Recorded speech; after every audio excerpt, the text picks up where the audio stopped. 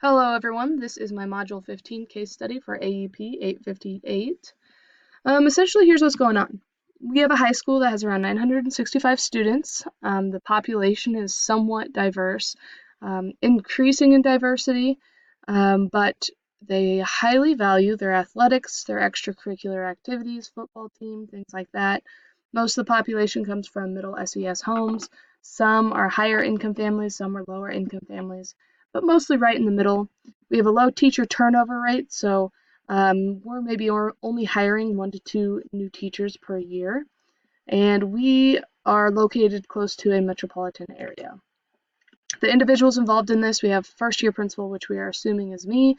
We have Dr. Newman, who is the superintendent. We have the parents of the children who attend our school, teachers, counselors, students, and I listed the 5 students that they used in the case study. Quite frankly, though, there are 659 students who have missed more than 10 days. So that is only a small snapshot of the needs that are occurring. And I think just by looking at those 5 students' situations and stories, we can identify the fact that everyone's needs are different and it's a very diverse set of reasons why they are missing school. So the sharp decline in attendance is quite concerning, and we aren't really taking measures to be preventative, and we aren't really taking time to decipher an action plan to make it better. And that can get us into some sticky situations legally and ethically, because in the state of Kansas, truancy is considered 3 consecutive days that are unexcused. We have 5 days in the school semester that are unexcused, 7 days in a school year, 7 tardies equals 1 unexcused absence. And what is being considered missing a day of school or an absent day would be, according to the state of Kansas, missing a substantial part of the school day. So that is rather subjective. So I would love to see something that's more clear or black and white within district policies. Ethical issues that are concerning: the district does not have well-defined expectations or ways of explaining it to families and homes that make it easy for them to understand, and it's just not legal terms. They are not effectively monitoring data, and they're not communicating with students and parents. I know there's that one girl out of the 5 where parents called the counselor, and the counselor never called back. That's quite frankly just not professional or appropriate for the situation. But so far, there are no signs of outreach or preventative strategies. There's no signs for addressing the barriers and attempting to remove them. And there's just a lack of consistency. You can tell the coaches are allowing maybe some of the players to participate in activities they shouldn't be, considering their chronic absenteeism. And 2, this is going to have a negative effect on our students' academic performance and our school culture. So questions that I find myself asking: what does the district define as an excused absence? I know they have some information on that, but I would like to see maybe more in detail and maybe some more examples of that communicated from the district. What is the limitation on excused absences? Is it 10 days? I've looked at various other school districts local to our area, and it seems like each district kind of has similar rules and guidelines, but they are different, maybe 10 days, 7 days, whatever it may be. I believe Topeka 501 at their middle schools, it's 10 days. And then DCF will become involved in the situation. But what policies are in place to manage and prevent these scenarios? And, when we look at what has happened, we're at Golden Oaks High School, and their management of truancy and chronic absenteeism is negatively impacting the school culture and academic performance. So moving forward, when we synthesize these facts, we know that there are 659 students that are maybe in a situation where they have needs that need to be addressed. They're missing school, and that could be affecting them in a negative way academically or even with their relationships with people. We have the parents of these students who are making long commutes to work a lot of times, or trying to manage small businesses in town. We have the teachers who are not being consistent with what they're considering absent, or maybe giving leeway to those who are in athletics, and teachers who maybe just aren't quite knowledgeable in this subject area of what the proper steps and procedures are for our district. We have counselors who did not return a phone call to parents of a student who clearly needs some sort of maybe mentoring or guidance.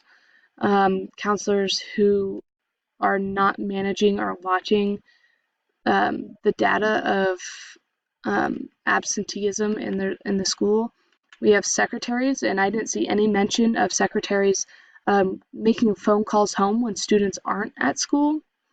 Administration, sit team came to mind.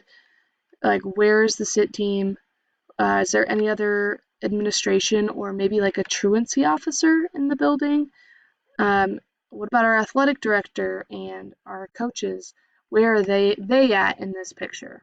So, places. This this high school is a middle of the road 5A school, so it is a fairly high populated school, suburban, increase in diversity. I would assume there's a district office, and I would assume that district office and counselors or truancy officers in our school would work closely with people at DCF. Programs that I'm thinking and considering in this situation: MTSS. Has this been addressed by any of the MTSS teams, or the SIT process? What mentor programs are we providing? Do we have Boys and Girls Club or First Tee, or Girls on the Run? Do we have extracurricular activities that are communicating the need and the necessity to be attending school, to be able to participate? Sports and clubs, same thing. So when we review and prioritize, kind of the way I did this was the foundation of making any decision is district policies, having clearly defined, clearly communicated policies that not just one person creates, but a team of people make based off of data and the indicators that are found, based off of federal laws, regulations, and have a set, clear, defined procedures in place. So looking at the school right now, that's not really the case. 3, trained staff. Our teachers, counselors, secretaries, truancy officers, administrators, do they know their role in getting the kids to school? Do they know their role of motivating them to be there, or the steps taken to keep track of the data that is important in these types of cases? The next thing to prioritize would be to provide programs that respect the regulations the district puts out for absenteeism, and make sure that they are performing those logical consequences of, even if they are the star quarterback, if they aren't attending school and they don't make certain district policies, then there might be a logical consequence of not being able to participate in a game. So what services are we providing our students and our families to counteract the school's struggle with what's currently going on? Relationships, I put that at the very tip top. And quite honestly, that is probably the most important out of all of this. If we want to get kids to come to school, we need to form relationships with them. And we need to form relationships with their parents and engage them, and work together to identify the ways that we can remove the barriers and get our kids to school. Maybe for some of our kids, they are trying to take the bus to school, and maybe they don't have a bus pass currently right now because of maybe some financial hardships in the family. Those are just things we need to be able to identify on an individual basis and be able to prioritize. Section 6, possible options and consequences. Well, for one, if you do nothing, which isn't a very good option, students will continue to miss school. Negative impact on academics, school culture, and honestly, there's a litigation waiting to happen. It's students, families, teachers, principals are all being put at risk at some capacity for not doing their job. Actions.